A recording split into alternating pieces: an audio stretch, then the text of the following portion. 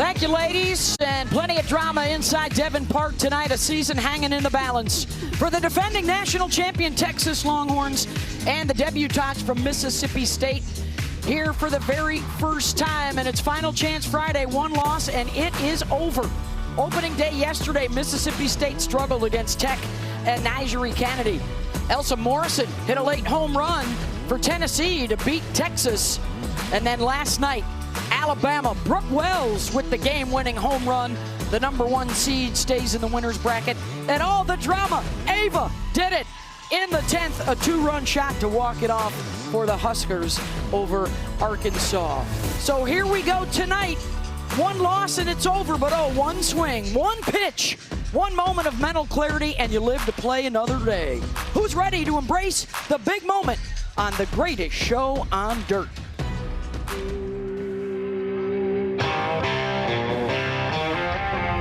Around here, it's never easy. But you already knew that.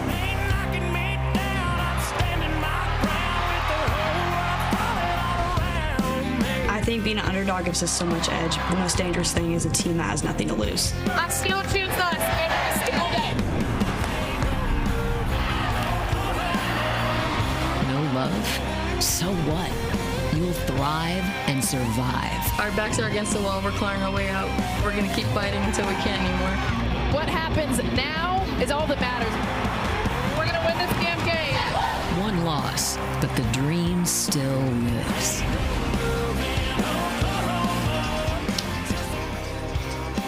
Welcome to the 2026 NCAA Women's College World Series, presented by Capital One. Packed house on hand to see who gets to stay and who heads home. We started with 8.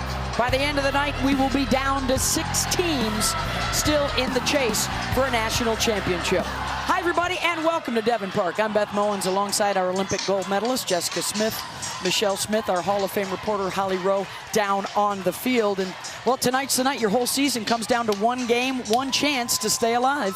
Beth, I love Elimination Friday. I know the teams don't love it, but this is what your whole entire season comes down to. And the pressure has never been higher. How is every individual player going to react? We're going to find out. Yeah, and it's interesting because a lot of times elimination games, you feel the weight. But I like to say you have the opportunity to play in front of thousands of fans, the opportunity to extend your season. Texas, of course, has the experience. They are the defending national champs.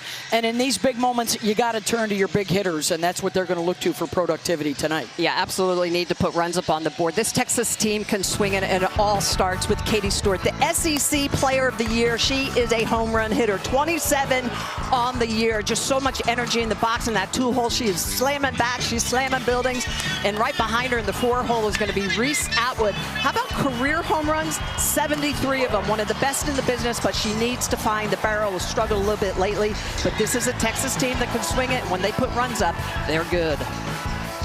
And there you see how impressive they have been. Can they get it done tonight against the Cinderella story from Starkville? It's getting late in the evening, though, for Mississippi State. Tough way to open up this tournament by getting run-ruled yesterday, but the opportunity is there, Jess. Can you imagine their first ever win here, and it's against a defending champion? It's kind of what they're made of. I mean, the big underdog, what they've done in the postseason, this is kind of what they do. They went into Eugene, Oregon for regionals and upset them in their house through their first ever no-hitter in postseason history. And then, oh yeah, went into Norman, 399 games, no shutouts. They shut out Oklahoma, only one home run on the weekend that they gave up, absolutely upsetting the country, not just the Sooners. This is what the Dogs are about. 11th seed coming into their preseason SEC poll. They have played their entire season as the underdogs, and this is what they do. All right, one more game to decide your fate. Do you get to hang around in Oklahoma City for the weekend and keep your championship dreams alive?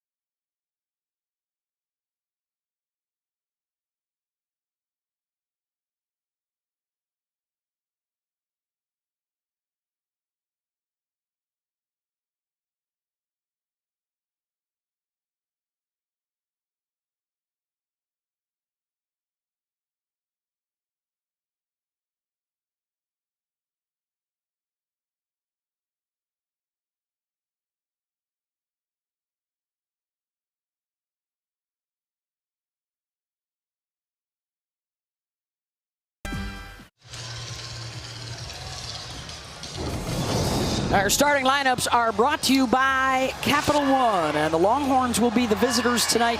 And of course, we're talking about Katie Stewart and Reese Atwood, 45 combined home runs on the season. But those top three, usually really good fire starters, were 0 for 8, reached base just once yesterday. They will look to do better today against Mississippi State. And the starter, Delaney Everett, the junior who picked up both wins in the Super Regionals at Oklahoma. Well, the lefty has such good spin. Just 8 walks on the year, only 7 strikeouts on the year, but she's got dynamic stuff, a drop ball at the bottom half of the zone. She's got really good movement.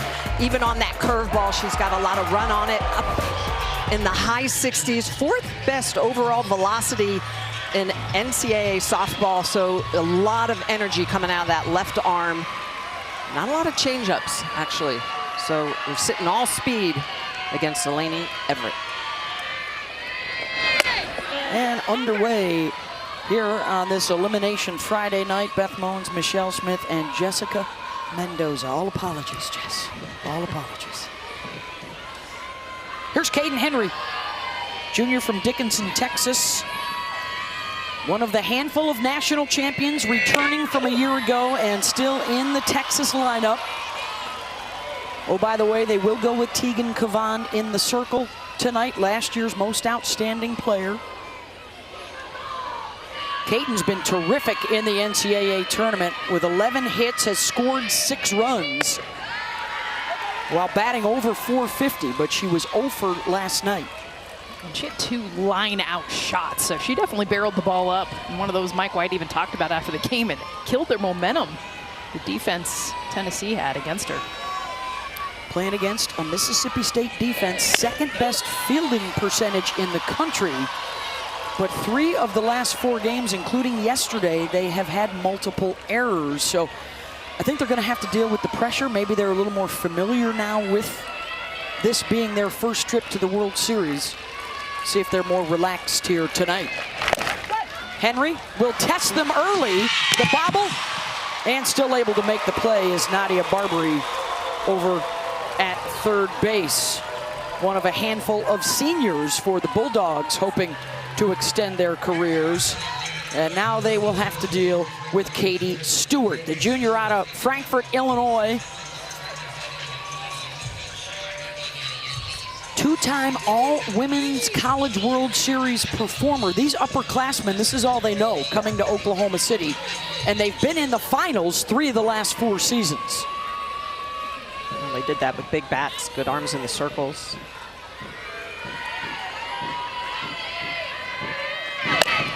First pitch swinging for Katie, and she'll send that out of play. Part of the preparation, too, Mike White talked about this after the game, is they prepped for Carlin Pickens yesterday. He was 25 feet away throwing velo, and he's like, we had a hard time adjusting to Marjeko, but that helps them prepare now for the velocity of Delaney Everett.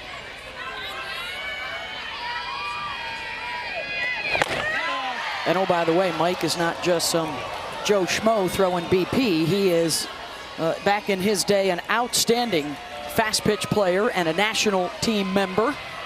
Yeah, Mike White from 25 feet away, no thank you. I mean, I faced him. It is not a friendly batting practice. Players say he throws nasty stuff. Yeah, one of the best men's pitcher in the game. Great velocity. Yep. I used to tease him all the time because he actually throws with his legs. A lot of men don't. They just, they crow hop or they hop, but he actually threw so well and just amazing spin on the ball. The 9th time here for Texas. It's also Mike's 9th trip as a head coach. 4 with the Longhorns. Prior to that, 5 times here with Oregon, and he finally broke through with his first championship a year ago. That one misses away, 2-2 to Stewart. Everett is 2-0 when no earned runs allowed in 8 1/3. It's crazy that game 3 was her first start of the season and her only 7-inning complete game of her career, now in her junior campaign.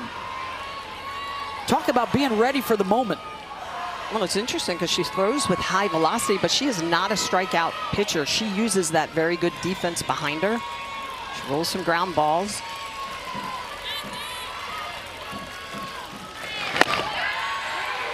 Long at bat here for Katie. And it's a lot of run on her pitches, so even her curveball's got some downward movement. Her rise ball, even though it's vertically going up, it's got some run to it. So a lot of different dimensional pitches out of the hand of Everett. She's top 5 in the country, that horizontal break. Yeah. The analytics tell us a lot of new stories that we didn't hear about, you know, say 10 or 15 years ago. As you check out the usage and the miles per hour, are pitchers able to get more movement and a lot, it seems like a lot more double movement on a pitch, up and away. Yes. And to your point, Beth, you need it. You have to have rise and run. You've got to have something plus. You can't just have velocity. You've got to have velocity plus rise and run. Velocity plus the ability to drop the velocity, change it. And it's also that Taryn McKinney, who's one of the best pitching coaches in the country. Greatest changeup in World Series history back in 2007 at Arizona. And Stewart draws the walk. That was a heck of an at-bat. She battled off 5 different pitches. You guys talked about the different movements, and Stewart saw it all. And she got jammed, she got barreled, everything foul to earn herself a walk. That'll bring up Vivi Martinez.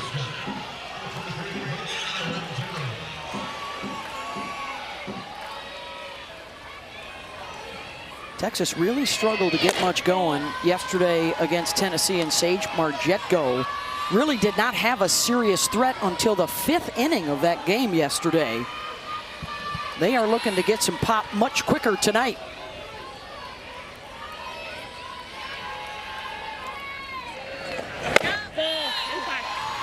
They only had 1 extra base hit. It was the home run for Leanne Good, but it was just singles, finding grass.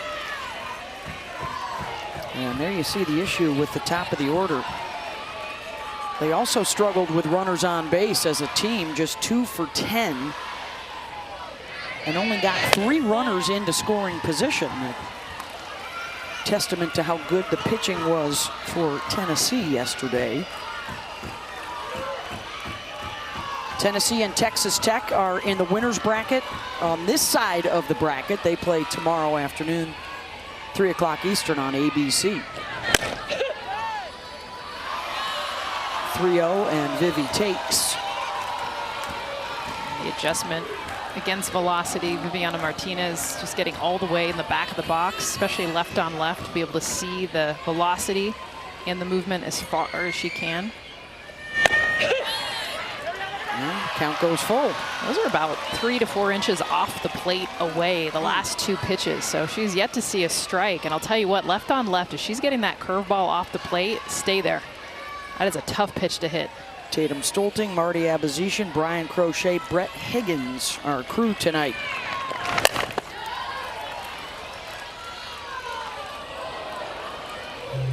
Vivi has had the best bat in the postseason for Texas with a runner on base, hitting over 500 in those chances. And had that with the longest at-bat of the entire season. 17 pitches she saw, and then got on base with a hit. Triple. In the supers, yeah. Called strike 3 there. 2 down.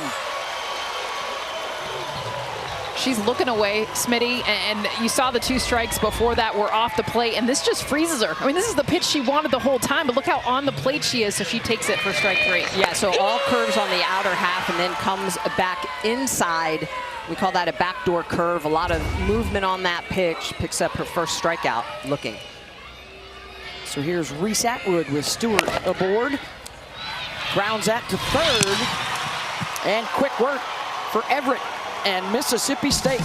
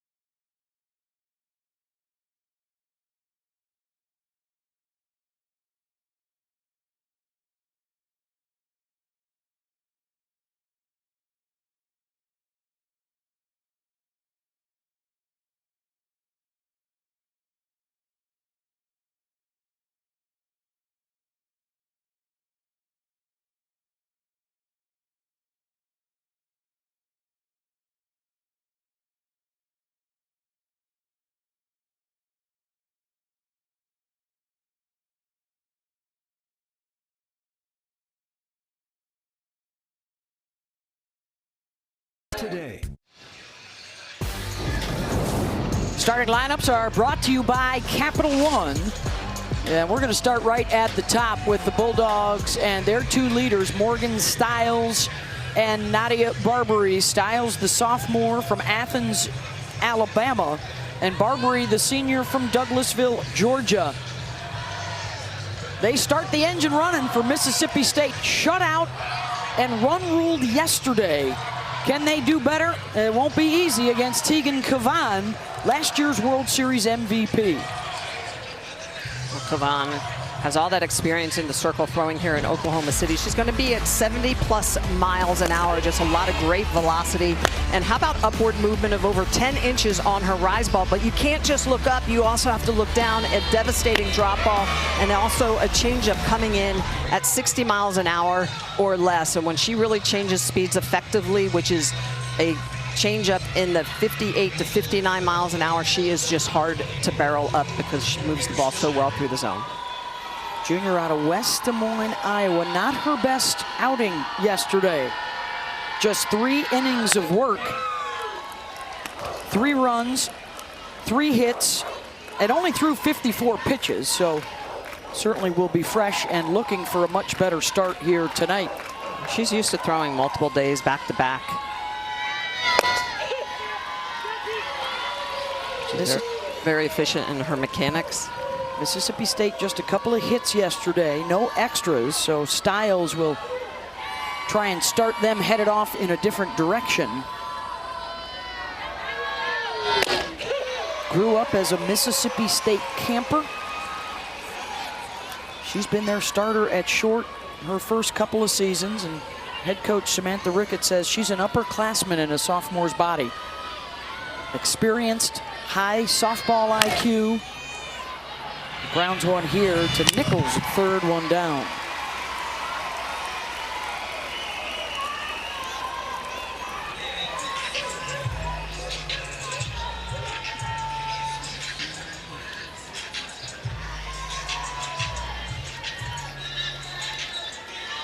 Barbary, an all-SEC second-teamer with over 200 career hits. Nadia's seen it all, from a coaching change, fouled right back at us, missed the NCAA tournament as a freshman. She committed to the program in the 8th grade, and that's why Ricketts just applauds her loyalty to this program and her belief that they could get here one day. Nadia is such a perfect example of getting in the weight room, getting stronger. She talks about freshman year to really her junior, senior year, just getting after it, getting stronger. And look at the numbers. I mean, not just the batting average, but oh my goodness, the power, the home runs. And that's her getting into her legs, using her legs, getting stronger. What you got for us, Holly Rowe? Well, I checked in with the strength and conditioning coach, and Nadia increased her peak power output 44% since her freshman year. She has increased it 27% just this year, added 8 pounds of muscle in the past season. That has all shown up in more power at the plate. Thank you, Holly. Yeah, putting in the work. She said it was fuel for her to not play as a freshman in the tournament. More fuel last year when they had to watch Ole Miss reach the World Series for the first time. And now they get their chance this year.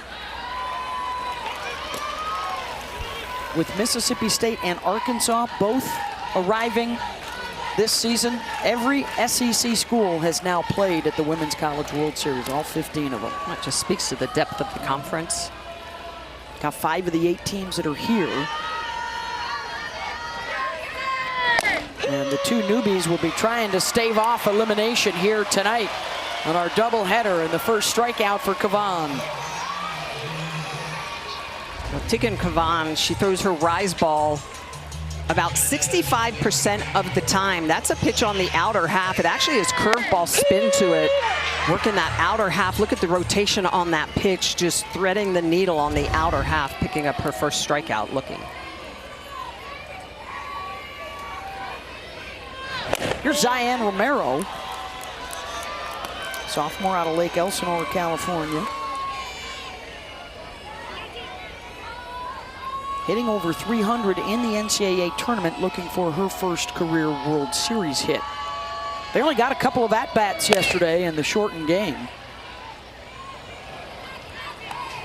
Well, there was a hesitancy that they talked about, you know, post-game. You get it. I mean, program history, you've never been there. And I know they went into Eugene, they went into Norman, but it's different here. It's different because the amount of eyeballs, the amount of attention, the media, everything. And they were hesitant. They didn't swing early. They weren't as aggressive as they normally are as a team, especially at the plate. Yeah, congratulations. Thanks for being here for the first time ever. Now you're going to go out and you're going to swing against the two pitchers that were in the finals last year as they face Kennedy and now Kavan. But as we've seen throughout the last couple of weeks, they have that bulldog mentality. And they're not backing down from anybody. It helps they saw Nyjah yesterday. I mean, that is velocity and movement. And now you're going to see Kavan, who's also a great pitcher, but she's not going to blow it by you maybe the same way that Nyjah was to them yesterday. Well, just being able to hunt upstairs. This is a Bulldog team that, of their 66 home runs, 60 of those 66 are off of right-handed pitching. So they're very righty-heavy lineup, only one lefty in the lineup. So they're actually a good matchup against Kavan if they can catch up to that rise ball. Teagan misses away at 71 miles an hour. That'd be comparable to a 95-mile-an-hour fastball in the major leagues. Teagan gave up a couple of free passes in the first inning yesterday. Second inning, excuse me. And they proved to be costly when Morrison hit the 3-run home run.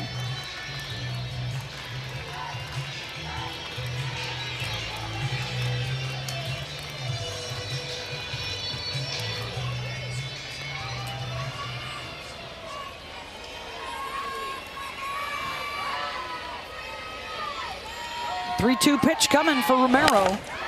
Gets a hold of it, sends it out to left, back off the base of the wall. Altmaier will sling it back in, and their first extra base hit in their World Series history. I mean, you talk about the at-bat. To me, it's the takes. She took the pitch away. She took the rise ball above to get the changeup. And the changeup is left more knee level. And watch the bat path. A beautiful job from Zion Romero to get this thing into the gap for a double. And just to your point, that changeup at 62 miles an hour, just too fast. We talked about it earlier. Kavan's best changeup is at 58 to 59 miles an hour. When it gets too fast, it hangs, it gets hit.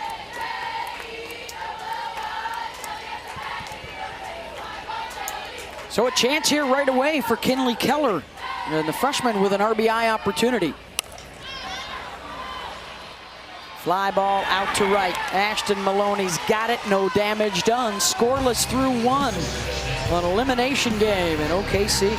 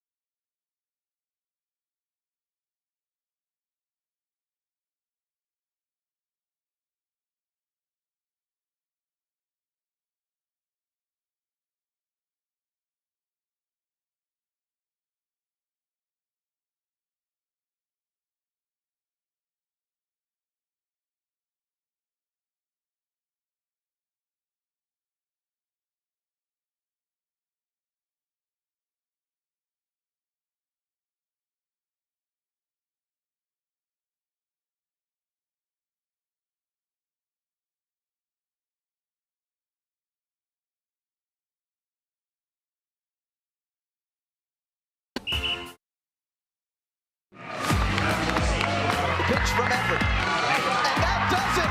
Mississippi State is headed to the Women's College World Series. An underdog is still a freaking dog.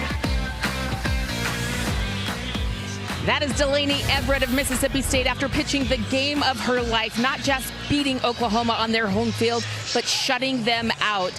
She said it was especially important, and she dedicated that win to her parents because it was on their wedding anniversary date. And you may remember she lost her father, Brandon, unexpectedly just before the season started in 2025, but she keeps him near and dear to her heart, in the circle with her at all times. His badge from the Highway Patrol on her towel every single time she touches that in between pitches. She thinks of her father. He might not be here today, but he is with her in the circle, coming off one of the biggest games of her life that she dedicated to Dad. And there she is, touching the towel, 17558 for Brandon.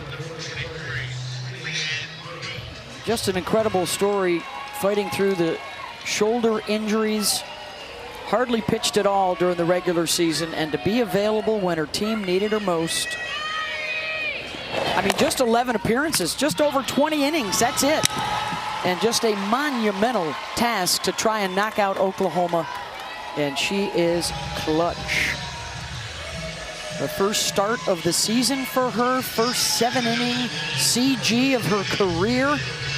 And you got to go back to 2019, Montana Fouts at Alabama, the last pitcher to shut Oklahoma out 399 games ago.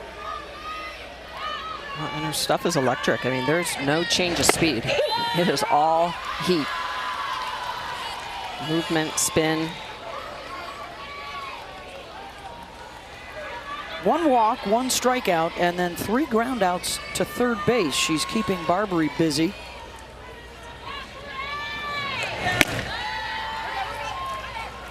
And that's one thing as a left-handed pitcher you learn. You have to be able to throw your curveball inside to righties. And if you can't, you're going to struggle as a left-handed pitcher. And she has been able to thread that needle on both sides of the plate, but especially underneath the hands of the righties. Facing Hannah Wells, the freshman DP, had a hit in her World Series debut against Tennessee yesterday. Has done some pitching as well this year for Texas, but primarily second half of the year focused on her swings. Well, and earning her way into the lineup. I mean, not being a starter, and Aaron Earlywine turned to Mike White about halfway through the season and was like, she's going to be one of our best home run hitters. We need to get her in this lineup. And of course, off the bench, she had so many pinch hit home runs, game winners, game tying home runs. So she's a mainstay. Aaron Earlywine, the hitting coach for Texas. Been here as an assistant and also as a head coach from his days at Missouri. Well, and ironically, he was here last year with Ole Miss before taking the job at Texas. Done a lot with these Texas hitters.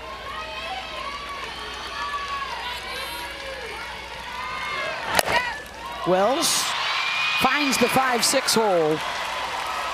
And the first hit of the day for Texas.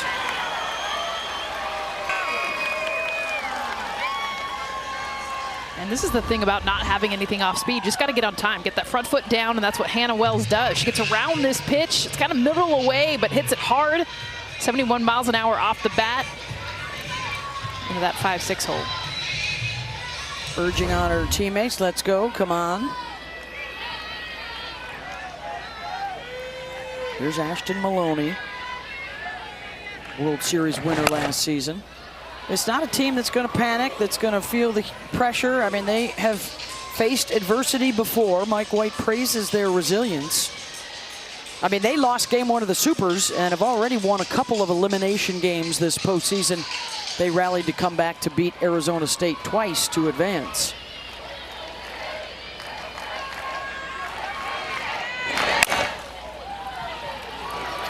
Mike White talked about, though, this team was off yesterday. There was something pre-game. He's like, I don't know. You know, you can't really say jitters and butterflies. Of course, you're going to have a little bit of that, but this team won the national championship this year. If anyone's prepared, it's this team. And so he challenged them. Hey, your season's about to end. If you can't get your heart rate up and get up for this, then I don't know why you're playing. challenged, especially the upperclassmen. Well, it was interesting because the entire year they said, we're not going to defend our national championship, we're going to attack it. And it looked like yesterday they were defending it. I mean, they were hot coming off the SEC tournament championship. Their first tournament conference title since 2005.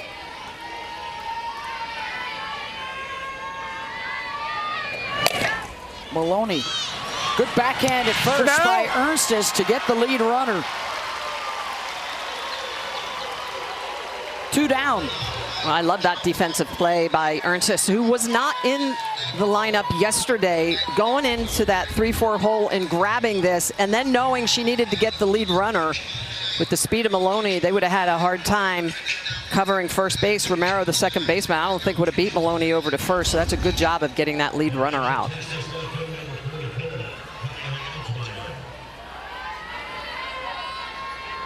Here's Kaya Altmaier with a runner on. Gets a hold of one, sends it way back, and that is gone. 2-run shot for Texas. Her first of the season gives the Longhorns the lead.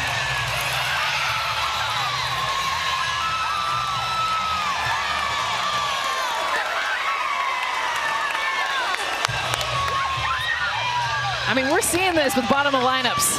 This is your 8-hole hitter, and yes, the first of the season, but when you face velocity without anything that's going to vary, you just got to get on time. And for Altmaier, she does just that. Meets this pitch.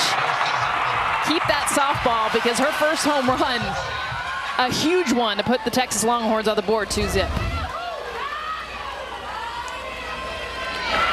Left field has been a big question mark all year, back and forth with several different players. Mike White gets the hot bat in the lineup week in and week out, and it's Kaya's turn. And what a moment for her, the Arizona transfer.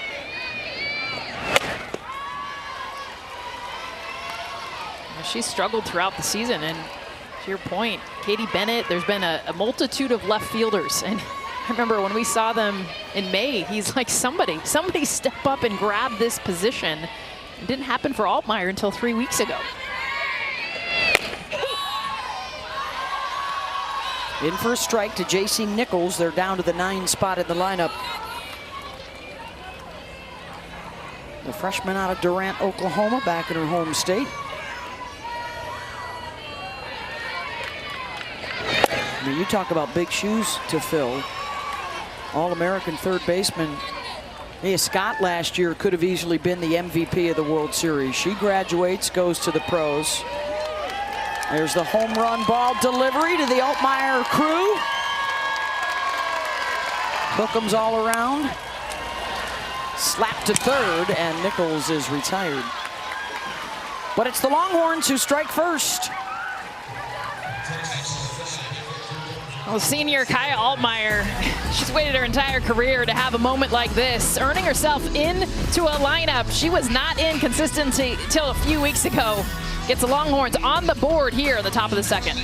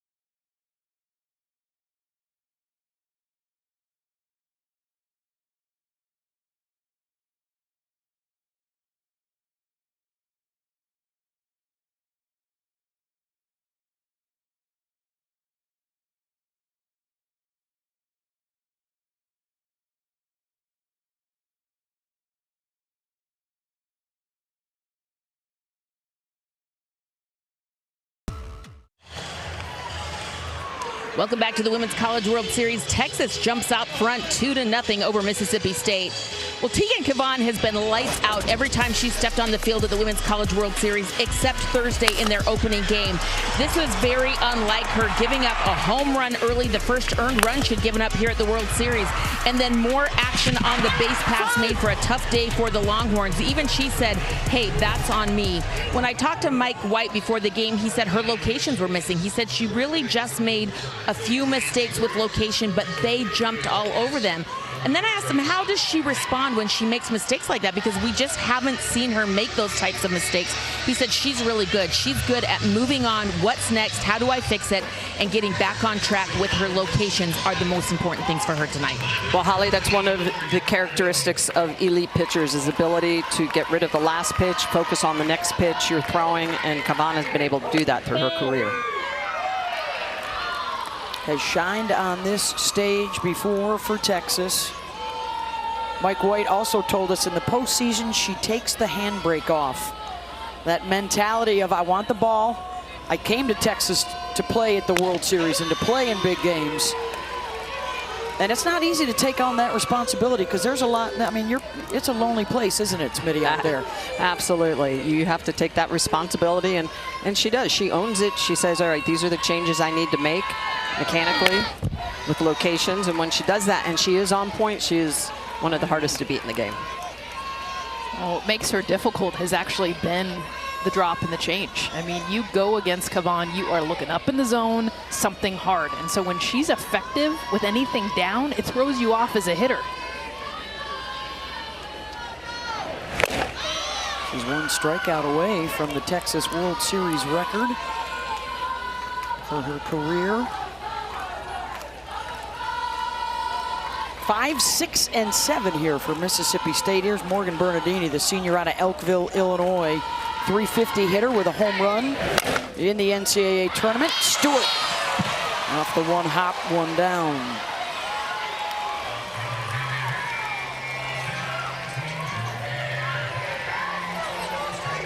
That'll bring up Paige Ernstis.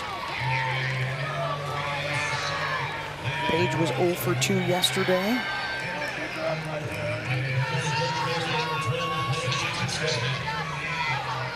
I think the biggest thing with this Mississippi State team is a lot of ground outs. They had a lot yesterday, already a few here today. Well, it's a similar story to yesterday when they fell behind on an early game home run. On the move and able to haul that in is Altmaier. So bat and glove for Kaya tonight. 2 down. Holly? Well, guys, Kiara Sell's getting up to the plate right now, and she is such an inspirational story. She has been very open about her hearing loss. Born with about 95% hearing loss. She just discovered it when she was 2 years old, had some surgeries to correct it, but she is wearing hearing aids under her batting helmet right now.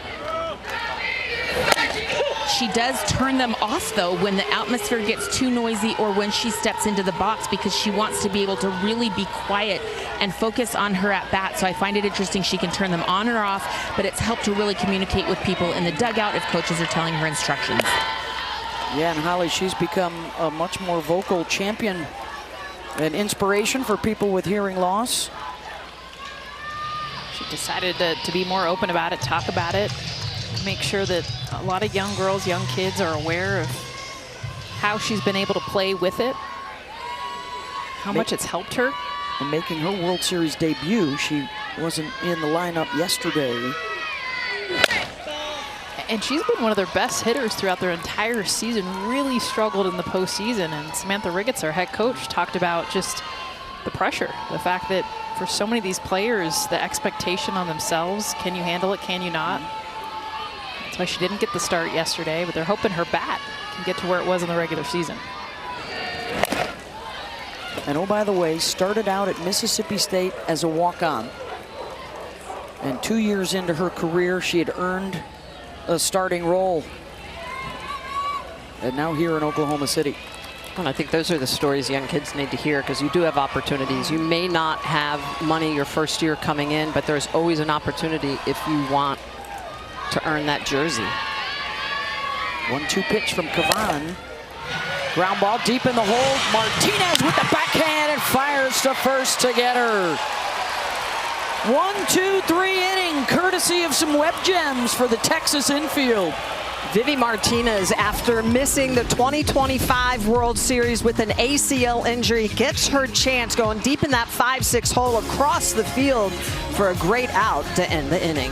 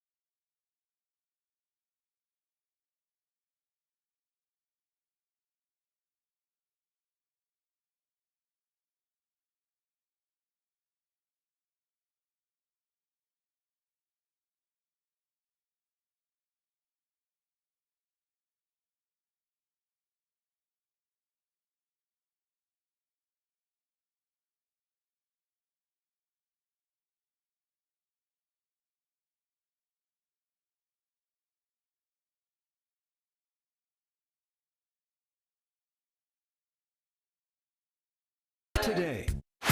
One of these teams about to take home the national championship for the first time. There drills that one deep and gone. Leanne Gould, 3-run home run. Scott smashes that deep center field. Mia Scott, grand slam. Texas is finally bringing the championship home to Austin. Oh, they were lighting up the tower last year in Austin, and the trip here to the World Series this season, almost exactly the same, guys. Lights out the first half of the year, ran into trouble in April, got it together through the mayhem, and then into June to win the World Series. So that's why they are hopeful that the first game stumble here is just a blip, and they can find a way to win. They're going to have to win elimination games the rest of the way here these next 3 days to get in to the best of 3 championship series. Well, the calmest presence on this team is the batter in the box right now, Kaden Henry. And she's a leader and a leadoff hitter for a variety of reasons, but the team has talked about how much in the most chaotic moments, in the biggest games, she's always the calmest. Leads a lot of their biggest rallies. And she needs to get on, right? Because Stewart has not had any chances to drive anybody in yet. Henry, deep, and off the top of the wall, out in left center, and a stand-up double. And for the first time here in OKC, Stewart has a runner on base in front of her. This is how the Longhorns do it. We give a lot of attention to Katie Stewart's coming up right now, but it begins with Kaden Henry. It's a beautiful job. This is an 0-2 pitch, but look at the swing. Her ability, head eyes, down on the pitch, low and away, and this is her 80%, by the way, off the top of the wall, maybe 4 inches from a home run. This is what the Longhorns needed to get to Katie Stewart. The SEC Player of the Year.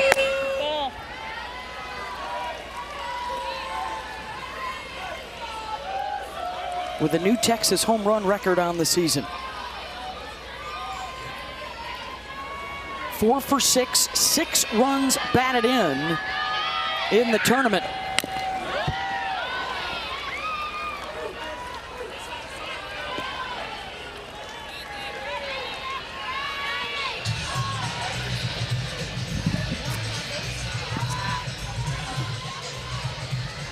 Those are RISP numbers in the tournament for Katie.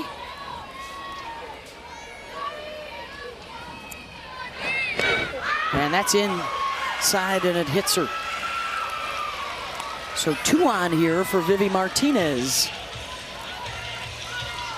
And Stewart on base for the 2nd time with a walk and a hit by pitch.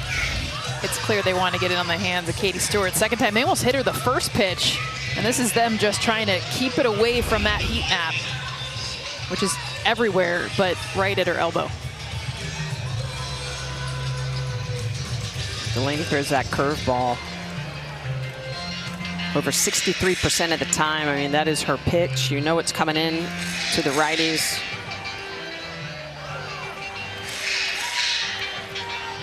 Sun's back out, so now the shadow's creeping across the left side of the infield as Vivi steps in, number 3 in the order with a couple on base and nobody out at a 2-0 lead. And Vivi will drop it down. Everett's only play is to first, throw in the dirt, and the good scoop by Romero, but the sacrifice gets a couple of Longhorns into scoring position.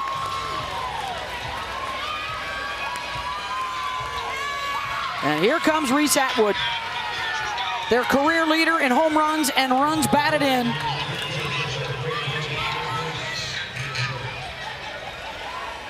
And this is the bat. This is the one that needs to get going for the Longhorns to make a deep push into this World Series. It's been a minute since she has exploded just outside the bag.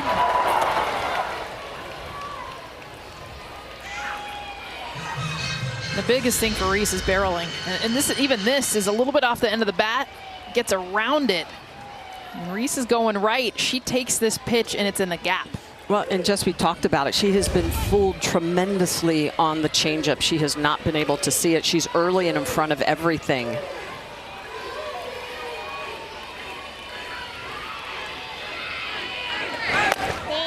I think this is a good matchup for Reese because there is not a lot of changeup from Delaney Everett. She can sit on something, find a location. Does not have to provide a lot of power. That's coming from Everett.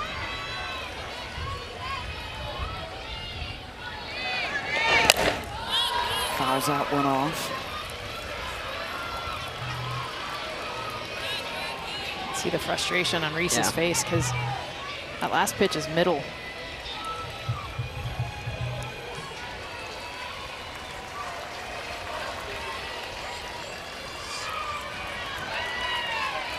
Everett ahead in the count, 1-2. Popped it up behind the dish, and that'll get out.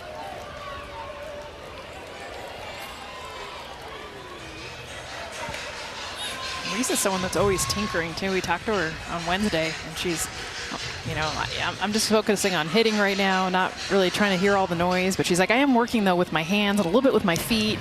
She had like 5 things she was working on.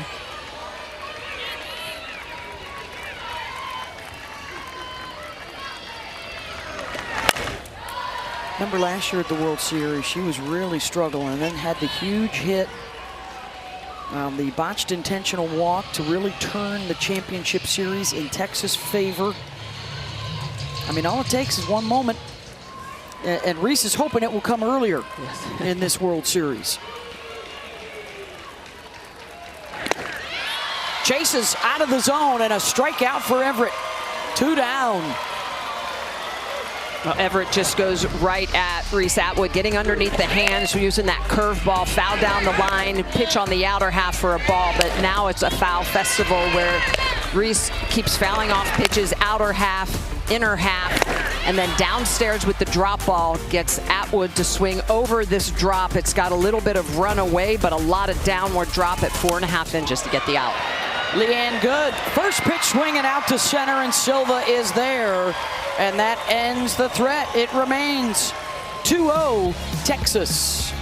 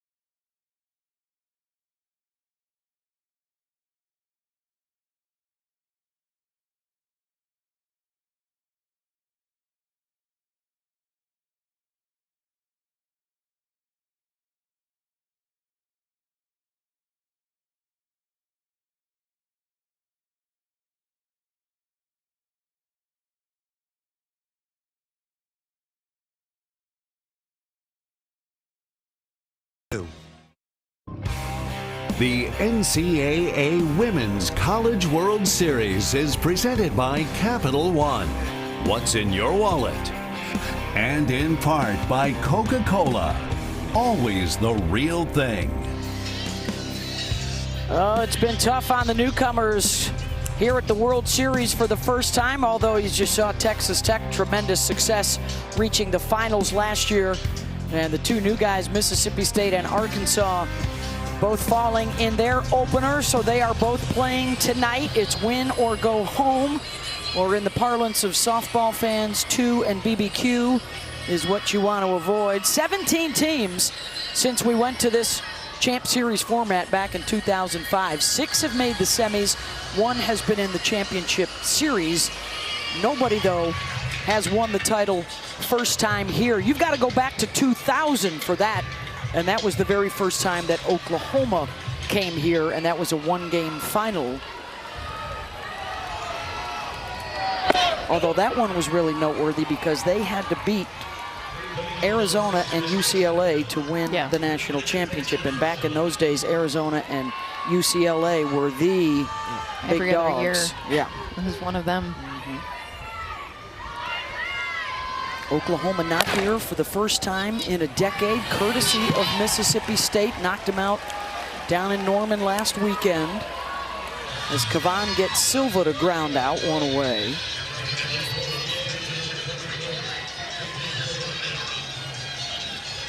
Record-breaking crowd last night for opening day. Looks like another packed house here tonight at Devon Park. Elimination games tonight, winners bracket games tomorrow. Nichols and Kavan humming along right now, top of the order, coming up with 2 away. All building towards the championship final, which begins on Wednesday. Then we leave the double elimination behind, and it's best 2 out of 3. Wednesday night, Thursday night, Friday night. For more information, visit ncaa.com, your home for all of your NCAA championships.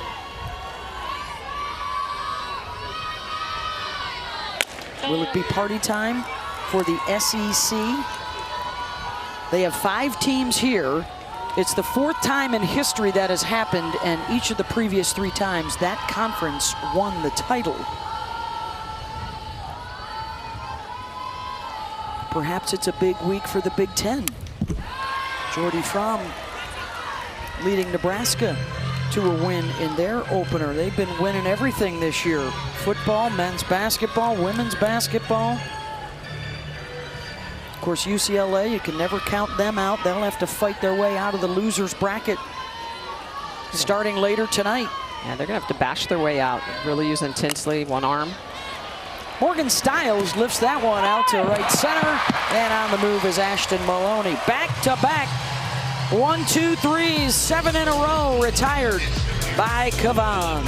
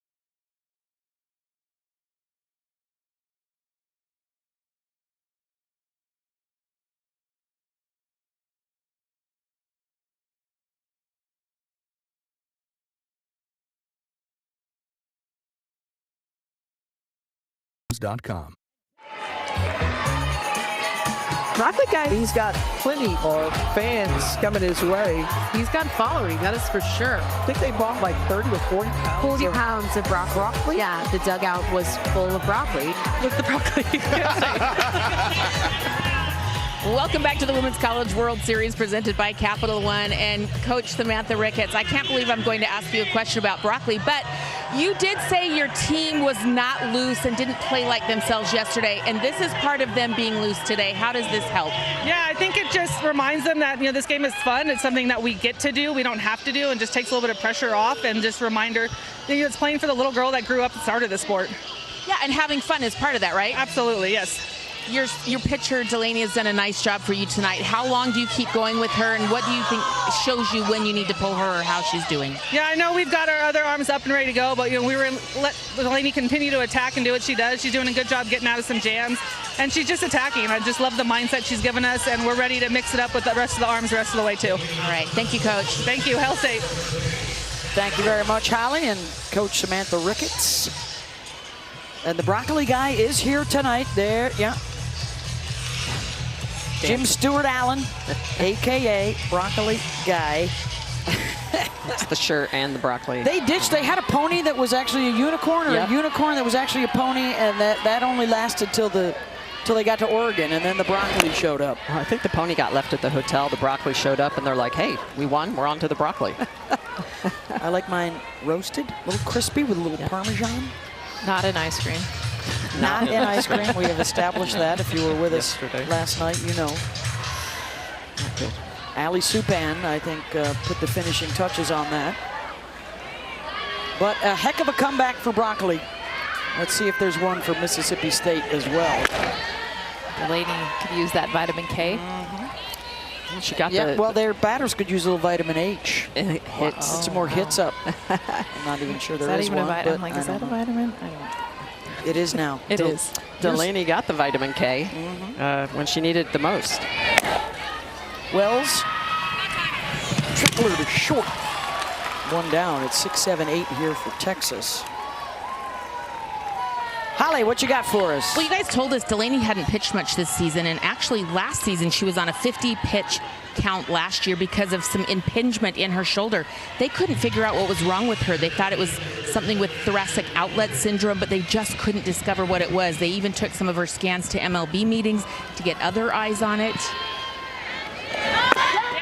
And when they finally figured it out, she had another surgery in December. It did alleviate that swelling. They actually shaved off part of her collarbone to give her more room in there. Oftentimes when you pitch, your arm gets big or your muscle gets big. It makes it hard for your blood to flow through. So she's doing much better now, but that's why she didn't pitch much this season.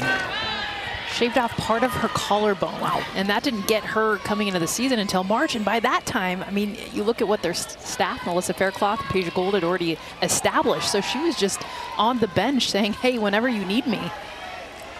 And it came basically a week ago. Oh, she's done such a good job of recovering, being on a pitch count. It's very difficult to get your spins back, your velocity back when you're on pitch counts, even in the bullpen. Decent strike to ball ratio. We want to have that about 66% or higher.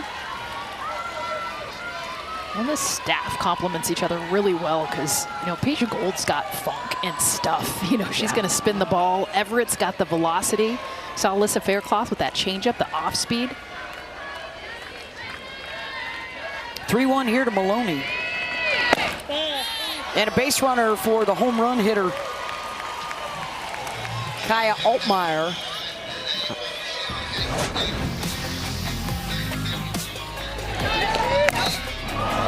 This is what she did her last time up with a runner aboard, a 2-run shot. And, oh, buddy. You get one chance. That's why you come to the games. You're ready, right? He was there. On his sweater already, Mom Spaghetti on that one. The first of the season, 11th of her career for Altmaier. The transfer from Arizona, where Michelle Smith could talk to you all day long about how the ball flies in the desert air, and not as many in the Texas heat apparently this year, but got one there. pitcher's ballpark in Austin. I mean, Katie Stewart doesn't make it seem that way. She's hitting it off buildings. For Kaya, they really liked what they got in her, especially in the fall. She was supposed to be the starting left fielder and just struggled, so it was a rotation. And you always want that bat to show up in the biggest environment. See if that home run kind of propels her forward here in this World Series. Shot of confidence. It's always a magical thing. She's just the second player, guys, in the last 5 years to hit her first home run of the season here at the World Series. Bethany Keene a couple of years ago with Florida State.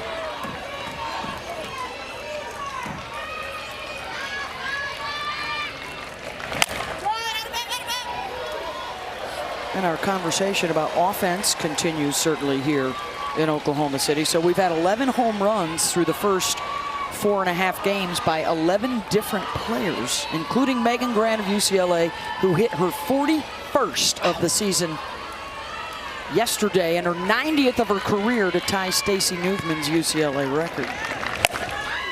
Altmaier snagged at first, and that's going to double up. Terrific grab by Ernstes. And it remains 2-0. This is all about positioning. Ernstes in the perfect position. Ball roped at her, leaving her feet at the perfect time. Look at those ups. Gloves it up, gets the double play. Oh yeah, let's chest bump. We're picking up the bats.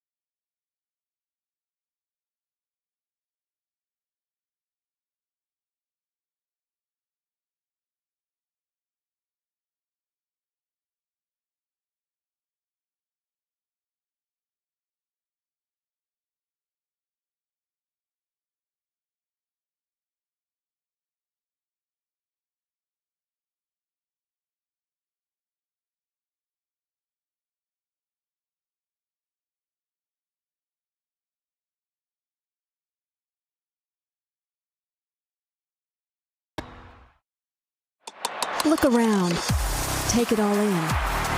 The adrenaline, the butterflies, the fanfare, and the buzz. Welcome to the Women's College World Series. Oh, the Women's College World Series. How about some ABC action? Winners bracket tomorrow with Texas Tech and Tennessee and a head coach's dream. Eeny, meeny, miny, let's go. Pick one, guys. Who are you going to start tomorrow? Oh, head to head. I was impressed with Sage, so I'm going to pick Sage. I want Nyjah versus Carlin. I mean, come on. Come on, I want that. Give the people what they want. America is waiting. What I'm riding in. Well, I think the hard question for Coach Weekly is the better matchup is Carlin after Sage. And if you start Carlin and she gets in trouble, it's difficult. These are tough decisions that time of year to make them, though. 4 All-Americans to choose from. Yep. The other game tomorrow on ABC. Oh, by the way, speaking of good pitching, Alabama and Nebraska. Tomorrow night, prime time on ESPN. Jocelyn Brisky and Jordy Fromm were outstanding yesterday in wins. Here's a look at elimination games tonight. 2 of those teams will be going home. And then the winners tomorrow, don't forget the losers of the Saturday games cross over in the bracket. So the winner of our game here, Texas And Mississippi State would play the loser of Alabama-Nebraska on Sunday afternoon on ABC.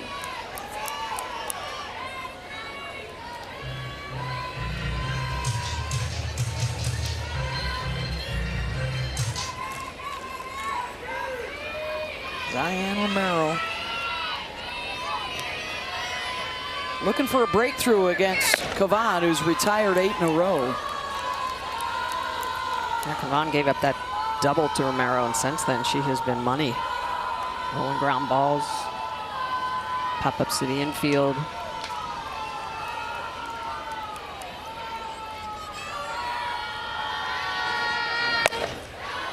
And that'll drop in front of Maloney onto the grass and right. And Romero with the opposite field hit. Second hit of the game. Got the double and the changeup back in the first. Doing a really good job of just sitting back, popping balls into the outfield. Second base runner of the ball game for Mississippi State. And here's Kinley Keller.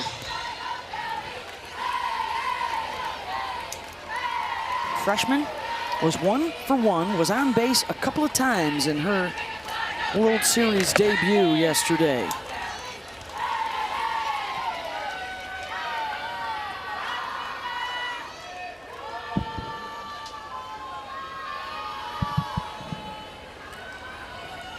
Flew out to right field, her first time up tonight.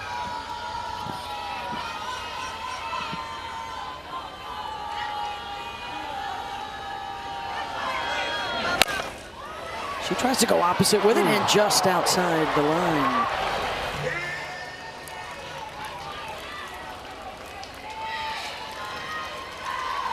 And I believe they have called a timing violation on Tegan Cavan around the batter. The ruling on the field was a timing violation. It would bring the count to 2 balls, no strikes. All right, so that's on Cavan. Yeah, so instead of a foul ball. Well, she was shaking, and it took her a while to, I think, figure out the pitch that she wanted. And remember, Reese Atwood told us that she knows Tegan's going right when she is convicted with what she wants to throw. She was hesitant there, and that's what took her a while to finally throw that pitch. Have that 20-second clock for the pitcher and the batter. Got to be ready to go. Well, it's interesting because the batter has to be in the box. They've changed it now down to 8 seconds. That does not give the pitcher much time to be able to shake. Out to center field. Henry is there. Because, Smitty, as we've talked about, you're not just getting the pitch. You want to see where the batter's feet are. Where are they in the box? All kinds of information you can gather. Absolutely, and I've actually talked to some of the NCAA people about this. This, to me, needs to be changed back to 10 seconds because as a pitcher, you decide what you're going to throw based on where the batter is in the box. And if you don't have enough time, if they move to the front of the box, the back of the box, off the plate, those are all decisions on how you're going to attack her. I think anytime a batter has enough time to kneel down, touch the ground, do all the things that we're seeing them do between pitches. Do it before you get up to the, I totally get it. Just get in the batter's box. Olympians Jessica Mendoza, Michelle Smith agreeing on something. 7:12 p.m. Finally. May 29th, 2026. Absolutely about pace of play, but I think, again, it's got to be fair for both the pitcher and the batter. Looking for the gap out in left center, and on the run to glove it is Altmyers. Made a couple of nice plays out there. 2-0 Texas, and the SEC's Player of the Year and the Texas single-season home run queen, Katie Stewart, coming up, swinging a big bat for the Horns.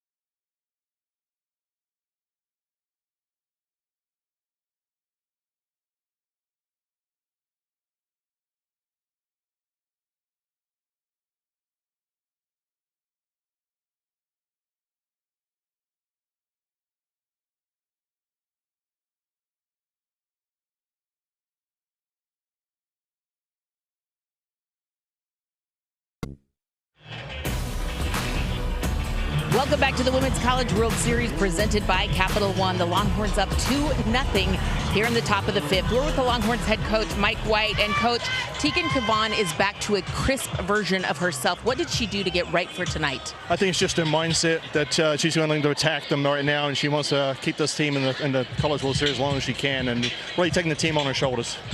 You have a new pitcher that you're facing right now. The top of your order is up. They've been quiet so far in the World Series. What do they have to do to get unleashed? Get the good pitchers to hit and be on time. It sounds pretty simple and it's hard to do, but they've got tricky pitching staff, a lot of different spins and speeds, and we've got to be really patient. Thank you, Coach. Yeah, you're welcome. Hook 'em. All right, thank you, Holly. Thank you, Mike. And the new pitcher is Peja Gould on in relief for the second day in a row. The senior out of Stockton, California, threw 53 pitches yesterday. Gould has some of the best rotation in the game. Drop ball that she'll use tremendously, but it's a curveball in the outer half. That over-the-top rotation on all of her pitches, lower part of the zone, really makes it fall off the table. She'll use that drop about 32% of the time and the curveball about 33% of the time. And she'll work both those on the corners. Just saw that changeup as well, so it's already a different look from what they just saw in Delaney Everett. That changeup about 11%, Jess. And so that's the curve, and she'll throw it on both sides. So she'll throw it on the outer half of the plate to a lefty, and then come back underneath the hands. It's really that insane movement, though. Her spin speeds are tremendous. Her spin rate, some of the highest in the game. Slaps that to short. Taken care of by Morgan Stiles. One down, and here's the top. Henry and Stewart teamed up back in the third to both get on base. And then Martinez with a sacrifice, Atwood with a strikeout, Good with a line out. They couldn't get anything cooking. Henry missed a home run by a foot, hit it off the white top of the mat. It's in the outfield fence. Both their runs coming back in the second inning on a Kaya Altmaier two-run homer.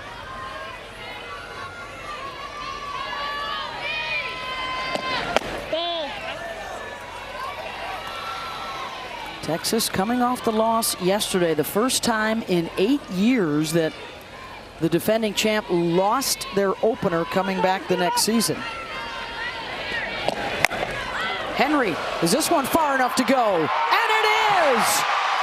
She hits it about another foot from her last at-bat, and this one clears the fence for a solo shot. I mean, Caden Henry showing off. Just the exit velocity, back to back, the double off the wall. You guys, 78 miles an hour on a pitch coming in at 59. So the turnaround at 20 miles an hour, what is that? It's bat speed. So watch this curveball trying to get in on the hands, no chance.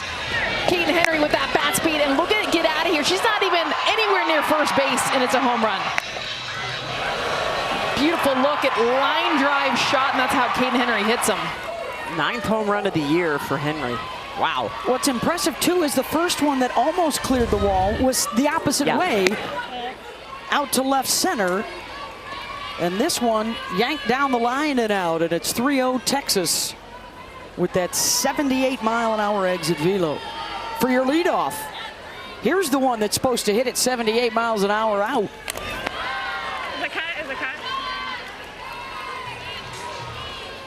Couple of home runs for Texas. Numbers 92 and 93 on the season.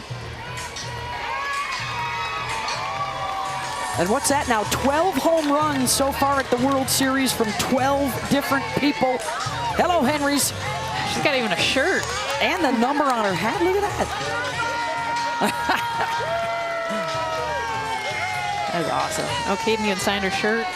That is cool. Caden Henry, known for her speed, the defense, and doubles. 2 extra base hits in this one already. Stewart.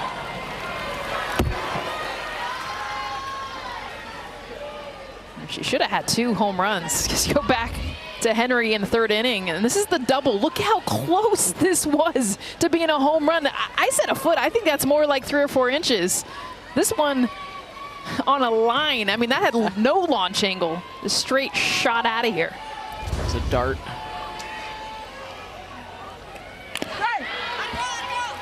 That's Caden Henry's 13th hit of the postseason. That is the most by anyone here at the World Series. Stay hot. 3 home runs, 13 for 27. Yeah, that'll play. Oh, and that's what they needed yesterday, and they didn't have. Makes a profound difference when the top of this lineup is getting on or hitting it out. We're seeing the team game, right? Yeah. Like your 2 big smashers quiet right now. It's the other guys coming through here for Texas that don't usually smash a lot of homers. But Altmaier and Henry doing it to try and pick up their team, to get them another game, to get Reese Atwood another game, the senior, on Sunday.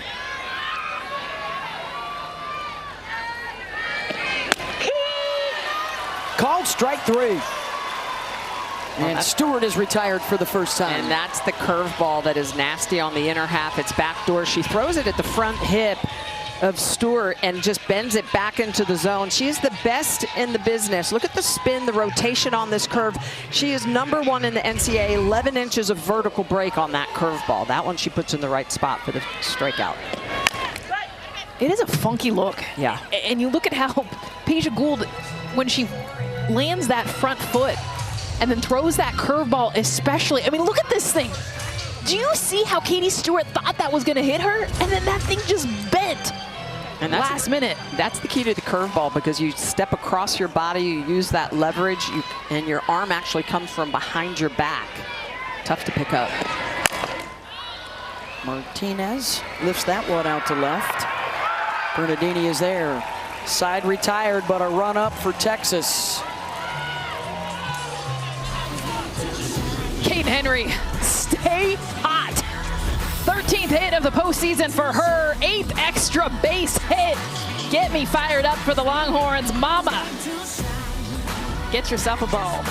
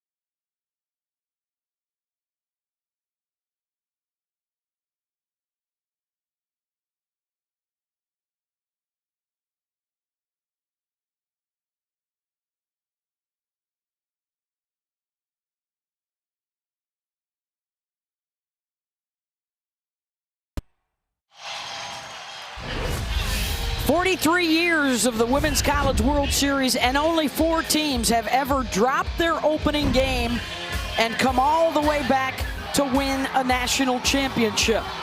A&M, UCLA, and now recently Florida State and Oklahoma in 2021. So it is a rarity, but it can be done. 10 teams have reached the finals after starting 0-1, and those 4 the only ones to win the championship. Texas, by the way, is one of those 10 teams that has managed to get into the championship. So it is interesting that not many do get to the championship, but once they do, there's a 40% chance that you could win it. So that's not too bad. Especially now, having it more spread out. Absolutely.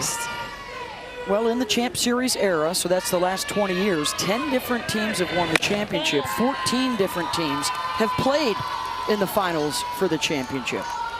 Certainly dominated by Oklahoma the last 10 to 15 years. 8 titles for the Sooners. UCLA has the most NCAA championships with 12. And Arizona also with 8 back.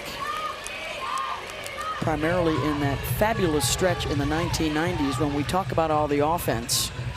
We talk about how great all these hitters are. That group really was the first group to get it done. With Laura Espinoza and Leah Bratz and our dear friend JDH, Jenny Dalton-Hill. Yep. Nancy Evans was a freshman. Yes. On those teams. Well, they had a combination of speed, of power, right? Average. Kiara Sells. Henry calling off the infielders to take care of it. That makes the catch 2 down. Hey, don't forget we got WWE Clash in Italy coming your way Sunday afternoon, 2 Eastern, live from Turin. Catch the first hour on ESPN and stream the entire event on the app with an ESPN Unlimited plan. Little wrestling coming your way from Italy. Little softball coming your way from Oklahoma City.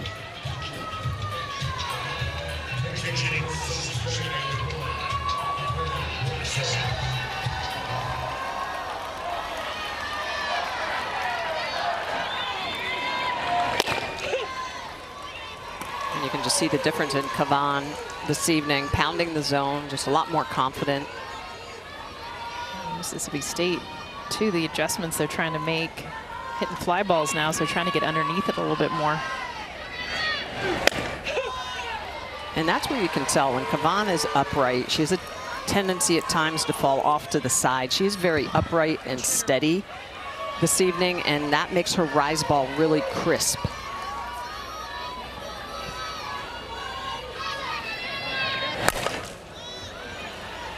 Fly ball out to left. Off 1, 2, 3 for Tegan Kavan at a 3-0 Texas lead. Reese Atwood's coming up.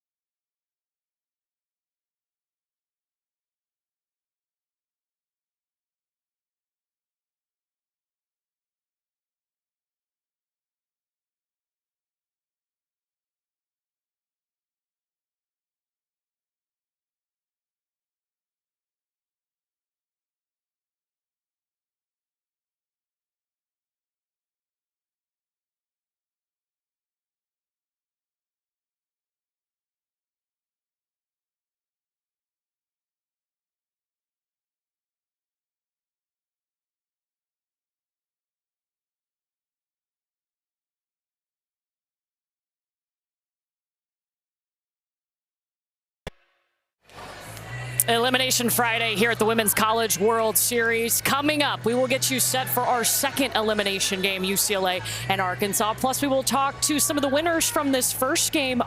Texas, what looks different about them? Well, I like Tegan Cavan. She's been efficient, 53 pitches. She's using her defense. One strikeout, but it comes down to the defense for me. I think they're doing a good job. We talked about the aggressiveness on the offensive side of things. They've had a couple of home runs today. I like how Kaya Altmaier went up there first pitch, drives it out of the ballpark, and then Caden Henry found herself in a really good hitter leverage count, a 2-0 count, and she went yard again. Hey, no better time to have your first home run of the season, right, Beth, than an elimination game in the World Series? Let's go. I like to save my best stuff for the World Series.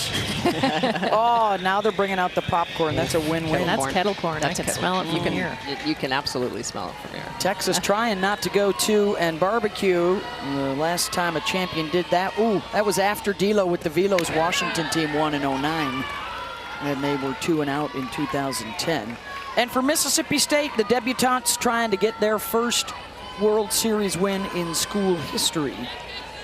Shut out yesterday. They're hoping not to get shut out again, but that is the case right now. And here's Reese Atwood for Texas. It is 4, 5, and 6.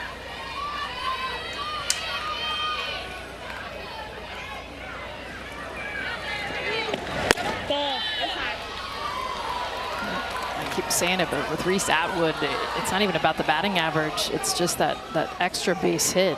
She had 26 extra base hits in February and March. She had 5 April and May. She just hasn't been able to barrel the ball up. And that's where they've attacked her, is down in the zone. When you look at her heat map the last 2 months, and it is cold blue. It is as blue as the wall out in the outfield, down in the zone. And she takes the walk there, Holly Rowe. Well, we talked to Reese Atwood earlier this week about her struggles at the plate, and she had a really great line. She said, I don't let my confidence come from my batting average. And, you know, she has struggled. She struggled last year at the World Series, but in moments that they needed her the most, she came through. When she was behind the dish, she came through, and that was a healthy statement from a young woman, that I don't let my confidence come from my batting average. That's Reese Atwood. Well, I love that, Holly, because her confidence comes from being behind the dish. She's the Johnny Bench Award winner, great defensive catcher, and she's leaning on that. I agree with the numbers, but it's about feel. And right now, Reese Atwood is not feeling. And you can tell. You can see it, and she can tell herself, yes, I have that confidence, and you should. She knows how great of a player she is. But right now, it's not the same Reese Atwood that we saw even earlier in the season. And Reese can re-enter. She's lifted here for a pinch runner. Good, laying down a bunt, safe at first.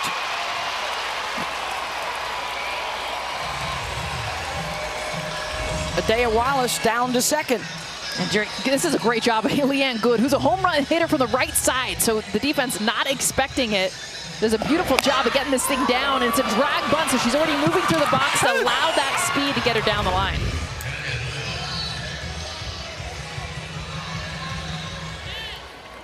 That'll bring up the freshman, Hannah Wells.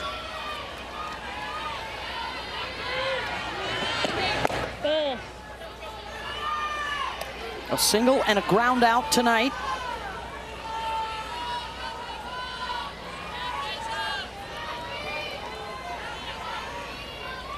"15 home runs to set a new freshman record at Texas." It's been a good season to be a Wells. Brooke Wells is here with Alabama, hitting home runs. Kendall Wells down the street at Oklahoma, hitting a lot of home runs. Wow. Unrelated. Wow, she's trying to drop one down too. Well, it's interesting. It's because the corners from Mississippi State way back, they're at double play depth. They're hoping that she rolls a ground ball and they can double them up. It's not part of her game. That's why she said, my bad. Yeah, she's only had one all year. Yeah. Not quite trying to be sneaky there.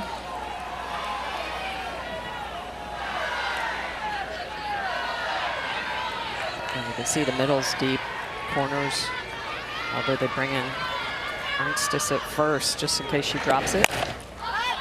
Well, swinging away, pops it up. Romero out on the grass. One down. And that's where you have to have a productive out. You've got to figure out some way to try to hit the ball on the ground, right side.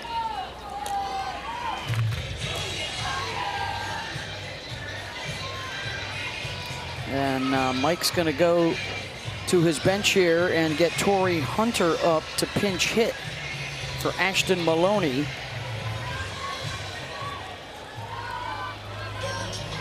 Hunter has had some clutch ABs as a pinch hitter in her career at Texas, including a 2-run home run to save their season in the Supers when they were up against it against Arizona State. They won game 2 and then came back to win game 3 the following day.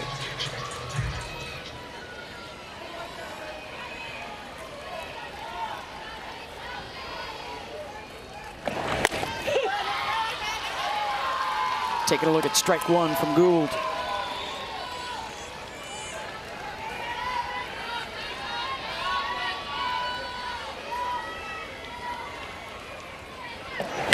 Five for 17 this year as a pinch hitter with a couple of home runs, 6 RBI. How about Peja Gould just coming right at her, both times in on the hands. And that front door curveball we talked about has got some funk. We saw the spin on that cam, what it looks like from a right-handed batter. 0-2 pitch, hitter. And the bases are loaded for Texas. And here comes the home run hitter from earlier, Kaya Altmaier.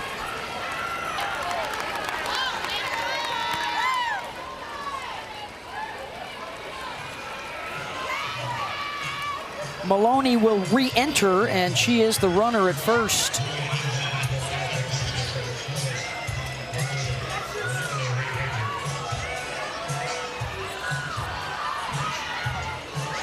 A walk, a single, and a hit batter.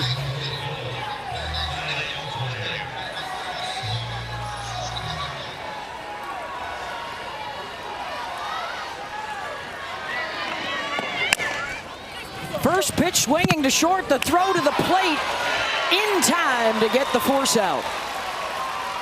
Mississippi State with one of the best defenses in the country. Hand forced in that situation to have to come home. Great job by Stiles at shortstop. Get that force out at home. So 2 outs for J.C. Nichols, and they're going to pull her in the 9 spot here for another pinch hitter.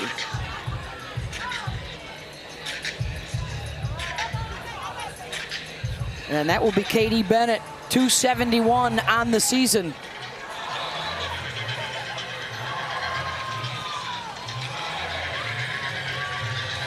"37 games, she started 13 on the season. And a part of their national championship team a year ago. 4 for 8 this year as a pinch hitter.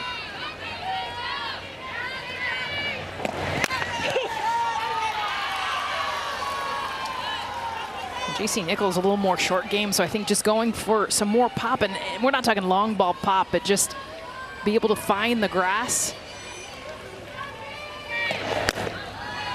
Stands in and hits a little bit more. Ironically, her slug is actually a little bit lower than Nichols, but I think in this situation, she's a little bit better at just standing in, barreling up a ball. 1-1 from Gould.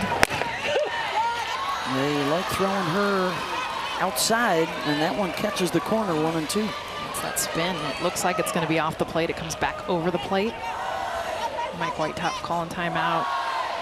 Yeah, that's 10 inches of break on that last pitch, horizontally, moving back into the zone. For a lot of those pitches, too, they're not even necessarily getting back over the plate. She's getting the calls horizontally. If you're getting that call, live there.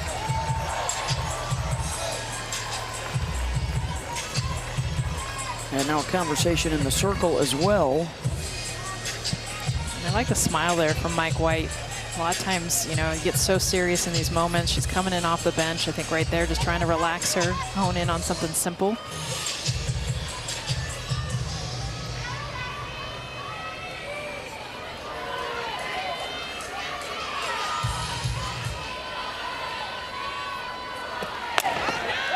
Tried to get her to fish, 2-2.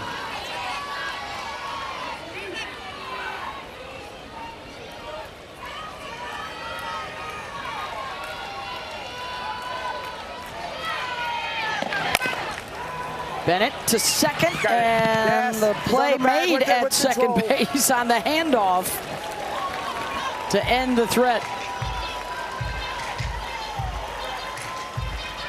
Making sure the ball and the limbs and everything were touching the base. Why not embrace? Romero, I'm going to take it myself. I'm going to toss it to you. Let's just do it together.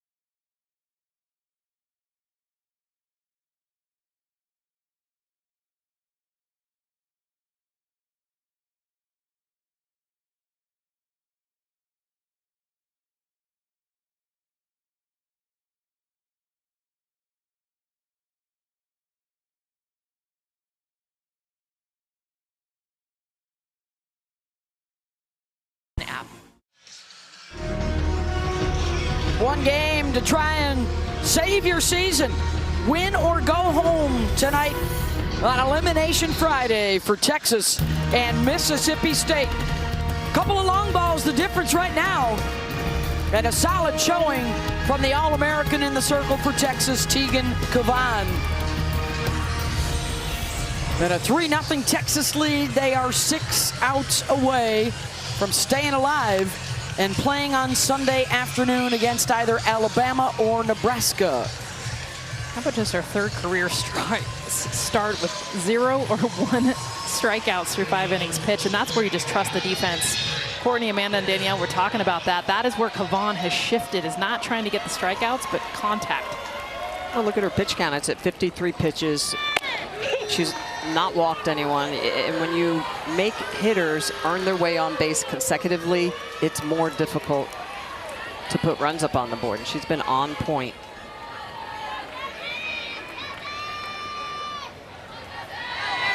Trying to shut out Mississippi State for the second straight game. The last first-timers to come here and get shut out twice, Virginia Tech back in 2008.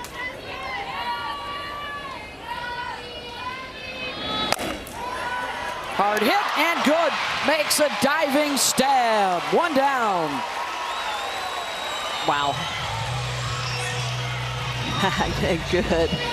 Just positioning. Look where she's at. She's like 10 feet to the left of second base, diving back to her glove side. Again, that's all position. If she's in a traditional second base position, that's a base hit in the gap. Potentially a double. Outstanding effort gloving that up. Boy, the defense, web gems at first, second, and short today. And Vivi right at her, 2 down.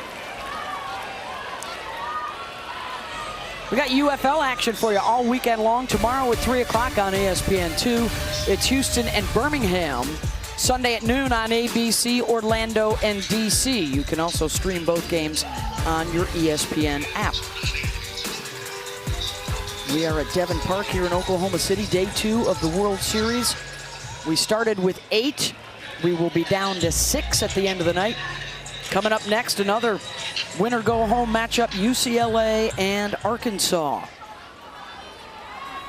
And then we've got winners bracket games for you tomorrow.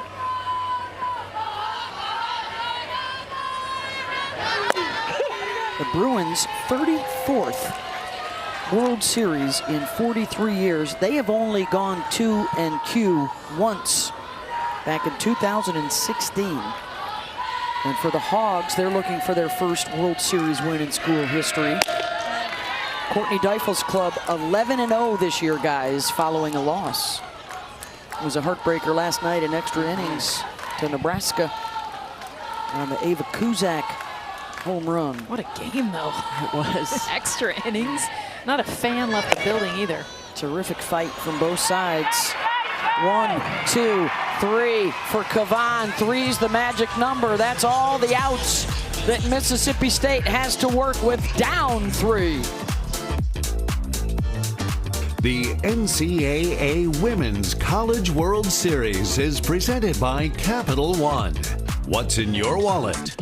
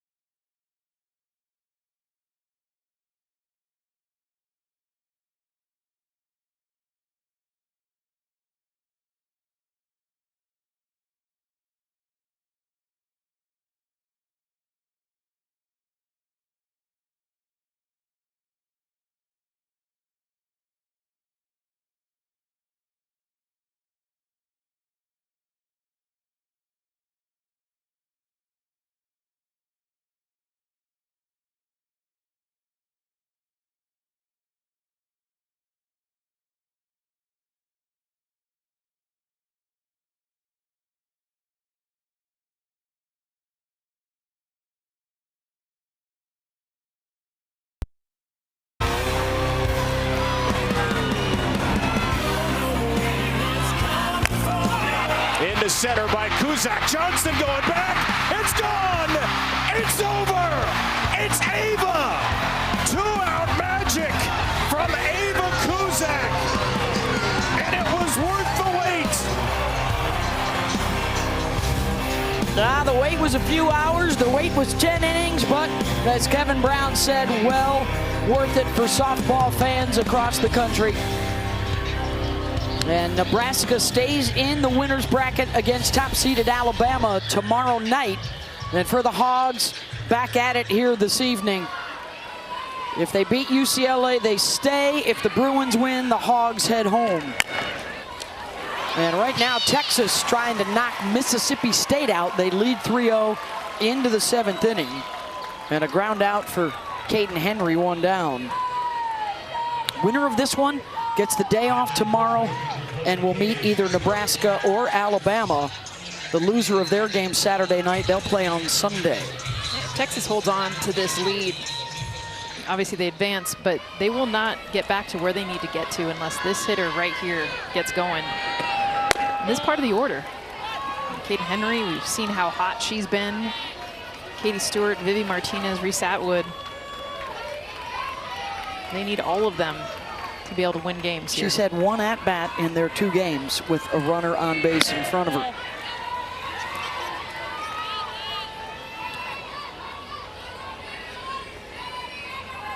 She's better with runners on and with like in bigger situations, she increases by almost 200 points. She's been so clutch, and you know it's coming. Like, you know, I hold my breath every time she swings, ready for the bat slam, a towering shot. Yeah, she's been the leadoff in an inning 4 times in these 2 games. And to Mike White's credit, he's kept the lineup as is. I mean, it's been pretty solid at the top for a few years now. And Stewart is on base for the 3rd time. Not because they haven't really had to pitch to her. They can pitch around her a little bit with no one on.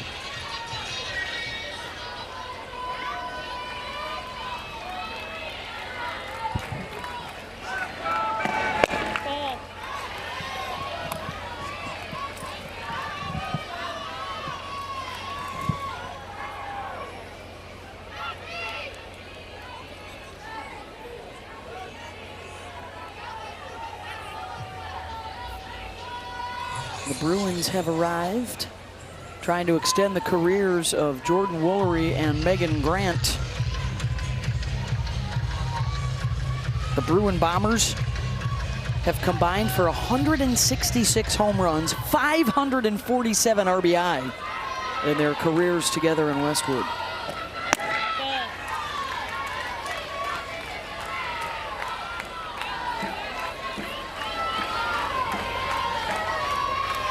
Also, we'll keep an eye on Woolery has slid underneath the 500 batting average. Jordan flirting with something that's never been done before. Hit 500 with 30 homers and 100 runs batted in. Staggering statistics. In a season of just staggering offensive numbers nationwide.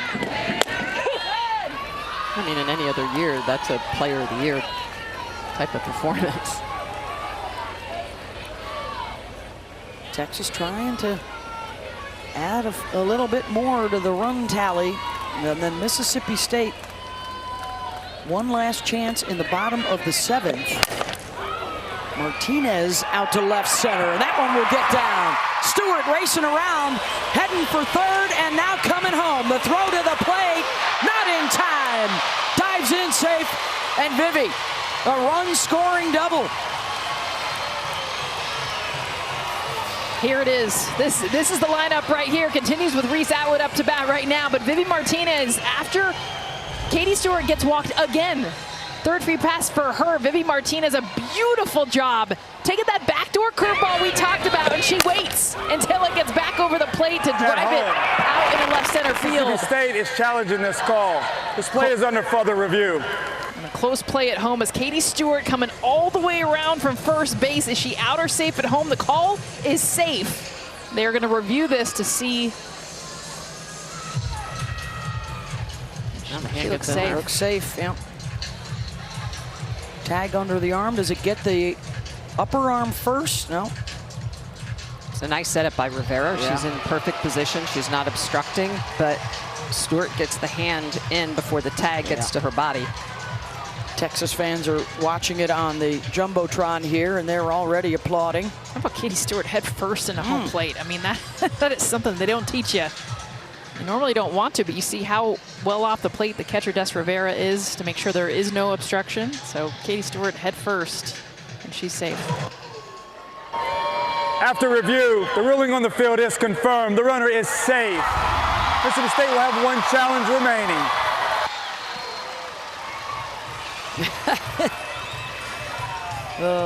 Hustle home for Katie. You know, quite often she's lifted for a pinch runner. She had not been lifted yet this game, so racing around to come home. She doesn't need a runner. High fives around. Coach, first base. Don't run for me, Coach. Hey, she's versatile. We've seen her last year. She was in the outfield, shortstop. This year she's at first base. A lot of tools in that toolbox. And it's interesting to note, too, for Texas, their hits this afternoon have been mostly for extra bases. Pitching change here, and that may be it for the senior Peja Gould, who will give way to Alyssa Faircloth and a 4-0 Texas lead.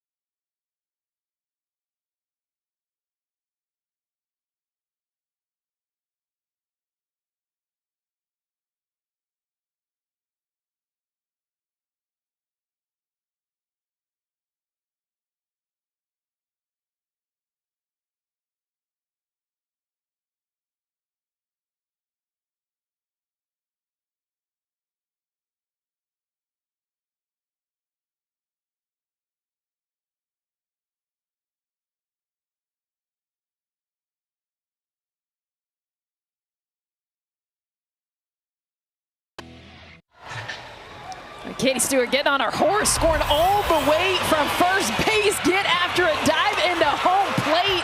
54th run of the season for her, and she's pumped. But watch this. Yeah, take a deep breath, and oh my goodness, that was a lot.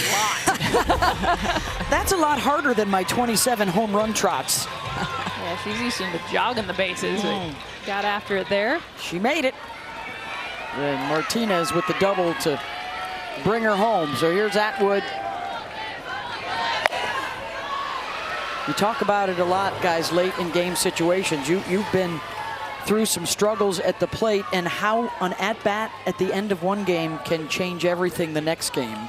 And here is Atwood with another opportunity. That was Reese, especially against Faircloth, who is heavy changeup, heavy off speed, hit the ball to right field, hit the ball to the right side. That's got to be in her mind.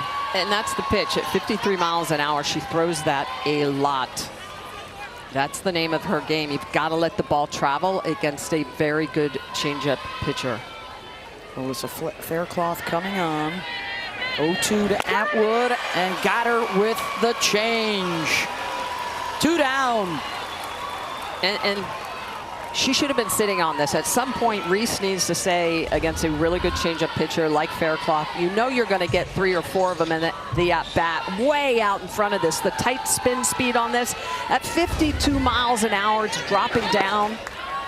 At some point, as a hitter, you say, I'm sitting a pitch, and you just commit to it.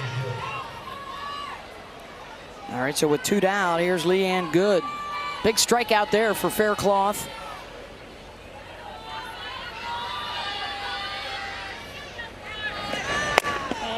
She led the SEC in strikeouts for a team that set a new school record with over 500 of them this year. It's been a really good pitching staff for State.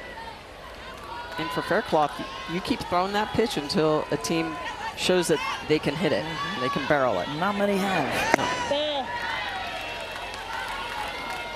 And the biggest thing, too, that as a hitter, I love sitting changeup because you know why? It doesn't spin. Most great changeups have less spin, so you're able to see the ball out of the hand. It's usually on a platter. And some will have, if they're more off speed, it'll have a ton of spin coming down or different directions. But this changeup right here, it's a low spin rate changeup.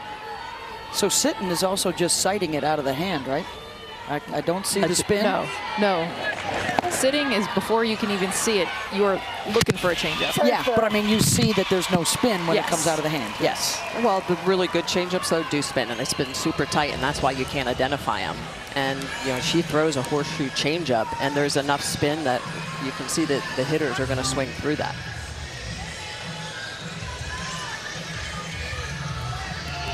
I mean, her spin rate on those are still over 1,500, which is average spin rate on a curveball. So that's how much it is actually spinning.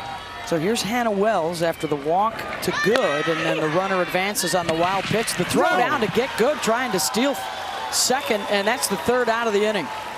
But it is 4-0 as Texas goes to the bottom of the 7th. Kentegan Cavan shut down State to stay alive at the World Series.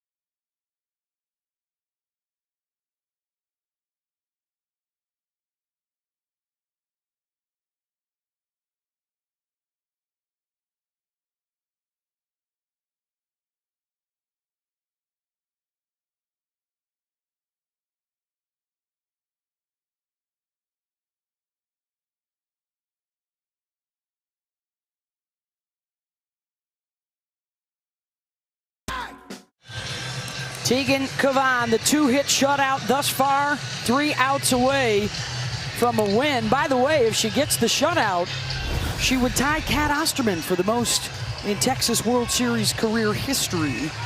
Winner of this one will face the loser of the Nebraska-Alabama game. Those two play Saturday night. So either Texas or Mississippi State would get the day off tomorrow and play Sunday afternoon.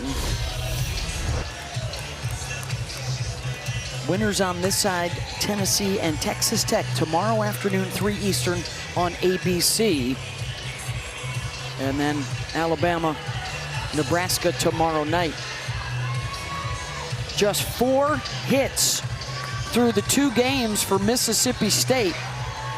That would be the fewest in 20 years here at the World Series, unless the Bulldogs can get to swinging and avoid a second consecutive shutout. They need a rally or they are out. Here's Zion Romero. And back up the middle for a base hit.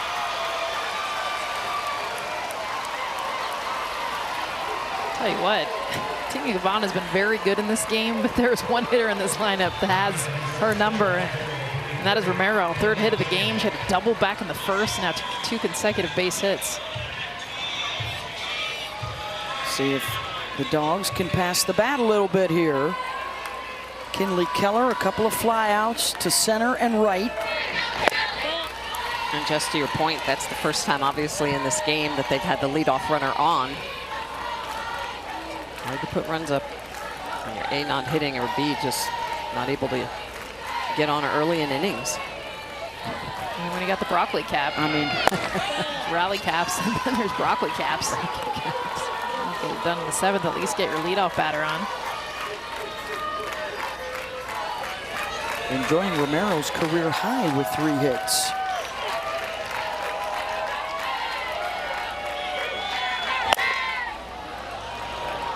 Pulled foul.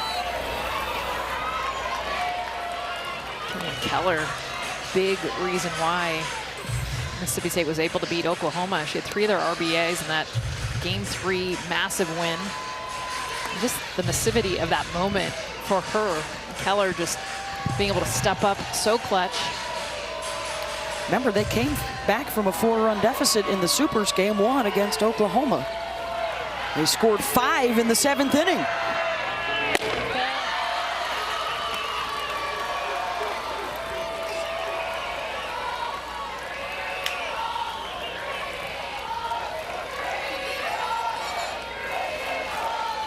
Three and 1, the count to Keller.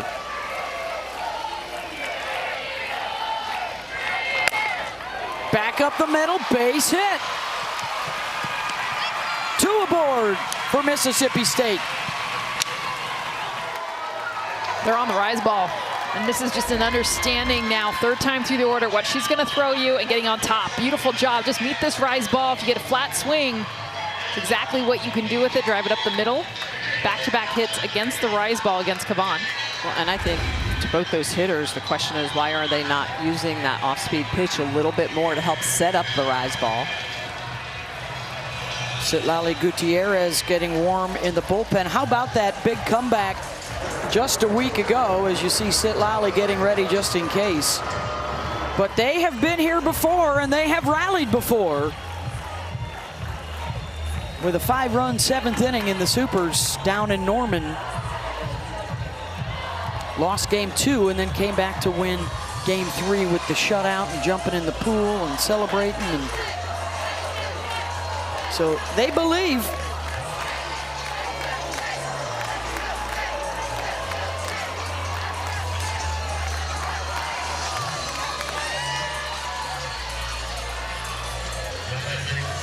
They could get another one against Tegan right here, and they're bringing the tying run to the plate.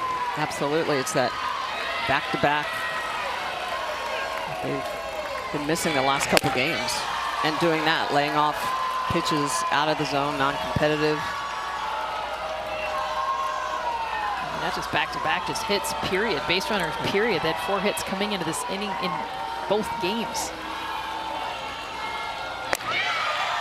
And there's the changeup, but it's way out of the zone, non-competitive up.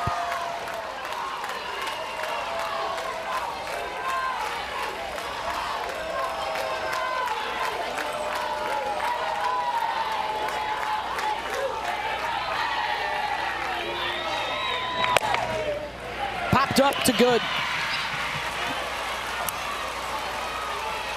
One down. Still 2 outs to work with.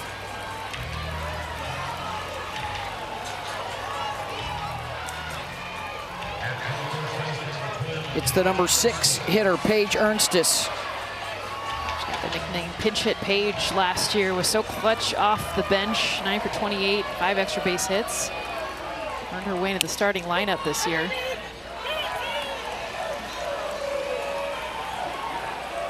She tried to call timeout on that first pitch. Didn't get it. Strike 1.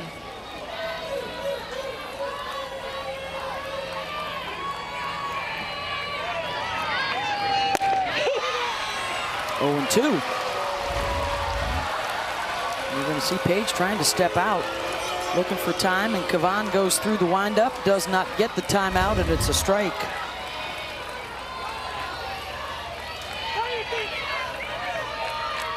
Good count for Teagan. I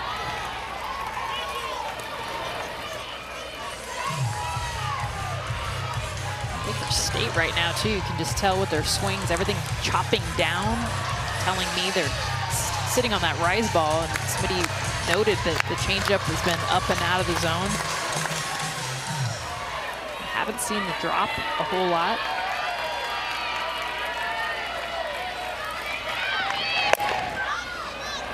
Got under it. On the run and in foul territory to make the catch is Altmaier. 2 down. And how about Teagan Kavan?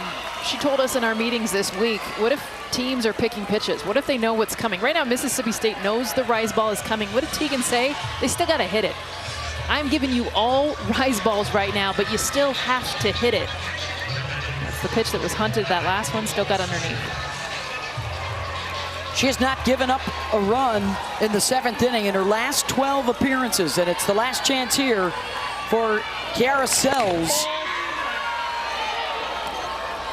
the senior from Jasper, Texas, along with Gould and Rivera and Bernardini, all in the lineup for the last time as it stands right now.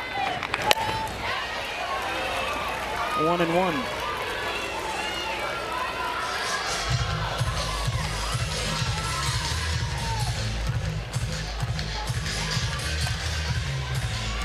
Sells has been good this season with 2 outs. Has hit 5 home runs.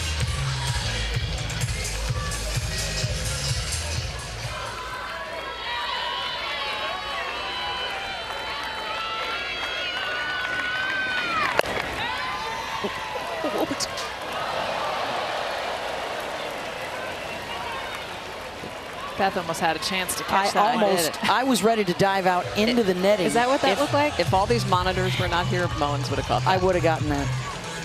I mean, Jess has taught me well over the years. No one demanded it. No one ducked. Nobody ducked out of the way. No duck, duck, goose. Here we go. 1-2.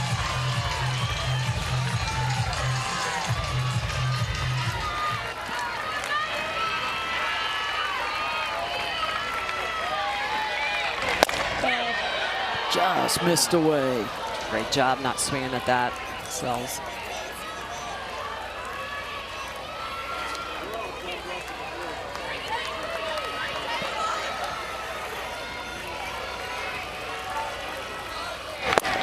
Got her. Teagan Kavan, terrific with the 4-hit shutout. And the Texas Longhorns survive to play another day. And they eliminate the Mississippi State Bulldogs 4-0. Her 26th win of the season, 3rd shutout of this NCAA tournament. And they get home runs from Kaya Altmaier and Caden Henry today. Then a magical postseason run ends for the Bulldogs, and the Longhorns will play on Sunday afternoon against Alabama or Nebraska. And the defending champs are still in it. How about Teagan Kavan? Yeah, Teagan Kavan was Teagan Kavan tonight, and that's really what she needed. Congratulations to her, tying Kat Osterman for the most program shutouts in the history of the Women's College World Series. Only 2 strikeouts in the game, the last one on the changeup, but she was on point. She worked from ahead. You can see that high spin rate on the changeup just floating in there, getting the swing and miss. But Jess, she was just fantastic. She threw strikes. Yes. That's the difference. We talk about the home run she gave up yesterday. It was the 2 runners she put on base prior. She did not have command. She did in this one. 4 of the 7 innings retired in order. I mean, that's what a shutout looks like. Efficient, and she is with Holly Rowe. Well, Tegan Cavan, a terrific night, but she has insisted that we bring Kaya into the interview because you hit a home run. What did you see on that pitch that was so successful? Honestly, I was looking early. Just knew I needed something to keep past the bat. That's been my whole thing. So I was just seeing a pitch over the plate and put my bat on it. First home run ball for your parents in the stands. What was that like? Yeah, it means the most. It's been a long season, and I'm glad they can be here. So I'm glad they got that moment for them. Okay, well, Tegan, that's very nice of you to share your moment, but you pitched a shutout. That ties you in the record books with Kat Osterman for shutouts at the World Series. What's it like to have your name next to a pitcher like hers? I mean, she's a mentor of mine. I'm lucky to call her a friend. Yeah, she means the world to me. All the knowledge that she pours into me and just the support that she has is unreal, and so it's really an honor to be next to her and to wear the same jersey as her. All right, well, thank you, ladies. Appreciate it. Thank you all. Thank you. All right, tonight's Capital One rewarding performance. Tegan Cavan gets the 4-0 shutout, a 4-hitter with just 2K. Let the defense do the work behind her. So the defending champs hanging on, and they are back here on Sunday afternoon. Second game of our doubleheader still to come. Let's get you back to Courtney and the ladies.